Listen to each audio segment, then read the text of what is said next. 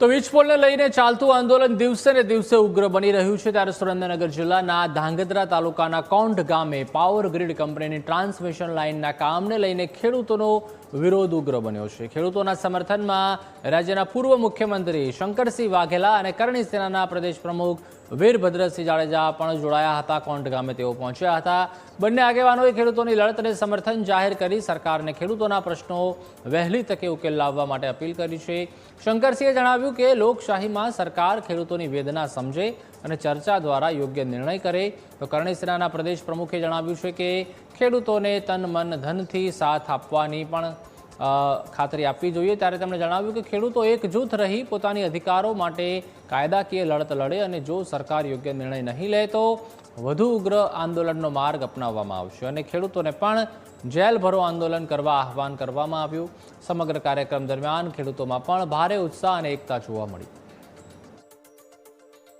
ગુજરાતના ખેડૂતો આજની બીજેપીની સરકારથી ત્રાહીમામ પોકારી રહ્યા છે। એકવટના આગેવાનો ખેડૂતો જેમાં એમના ખેતરોમાં વગર પરવાનગીએ પોલીસના ધાડા આવીને થાંભલા નાખવાનું કામ કરે, બીજ ઉત્પાદક રીતે ઓલી જમીનના માલિકે હોય એવો વ્યવહાર કરે, એના અનુસંધાનમાં આગેવાનોનો આગ્રહ હતો કે અમારી વાત સાંભળવા આવો તો સારું। એના અનુસંધાનમાં કોર્ટ આવ્યો છું। હું માનું ત્યાં સુધી ખેડૂતોએ બિંદાસ રીતે આજની સરકારની સામે પડવું જોઈએ, રહેવું જોઈએ, દયા નહીં ખાવી જોઈએ। જો ખેડૂતોની મતની મહેરબાનીથી સરકાર બનતી હોય ને એમની વાત ન માનતી હોય, કોઈ પણ જાતનો સહકાર ન હોય તો માનું ત્યાં સુધી ખેડૂતો હિંમતથી આને સામે પડવું જોઈએ। એટલું જ નહીં, ખેડૂતોના જે પોલીસ લઈને આવે તો પોલીસ ઉપર બી કેસ કરવો જોઈએ કે તમે અમારા ખેતરમાં કેમ વગર પરવાનગી પ્રવેશ્યા। ઘણા બધા મુદ્દા છે। એમએસપી છે, ફરજિયાત થવું જોઈએ, ભાવ પૂરા આપવા જોઈએ, ખાતર નંબર રેડી આપવું જોઈએ।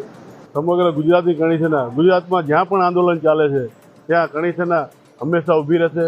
જે પણ કદાચ કાલ સવારે જેલ ભરો આંદોલન કરવાનું પડે ખેડૂત માટે તો એ પણ કરવા તૈયાર છીએ।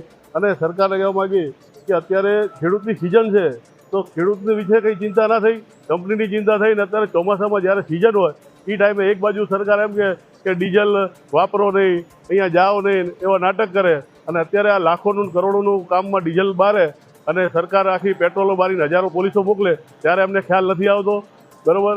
અને ખેડૂતોને અન્યાય કરે છે, કોઈ એવી યોજના આવી કે ખેડૂતને અત્યારે લાભ થાય એવી, એટલે કરણી સેના હંમેશા ખેડૂત ભેગી છે।